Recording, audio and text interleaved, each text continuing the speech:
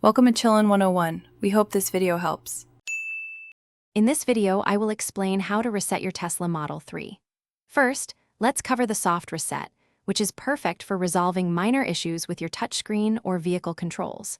Simply press and hold both scroll wheels on your steering wheel at the same time. Keep holding them until the touchscreen goes completely black. After about 30 seconds, the screen will restart, and your minor glitches should be resolved without affecting any of your settings.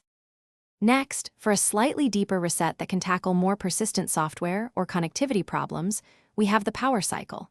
First, ensure your vehicle is in park. Then, navigate to the Safety and Security menu on your touchscreen and select Power Off. It's crucial to wait for at least 2 minutes before opening any doors or touching the brake pedal. After this waiting period, simply press the brake pedal to power your Tesla Model 3 back on. Now, for the most comprehensive reset, the factory reset, which completely erases all personal data and custom settings from your Tesla Model 3. This action is irreversible, so it's typically only recommended if you are selling your vehicle. To perform this, go to the Security menu on your touchscreen and find the factory reset option. You will then need to enter your Tesla account credentials to confirm this significant action. Knowing when to use each reset type is key.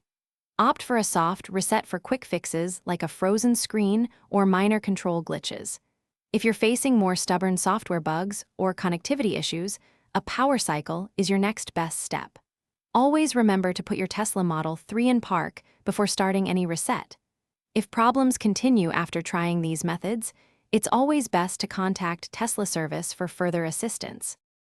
Thanks for watching. Consider subscribing if we helped you.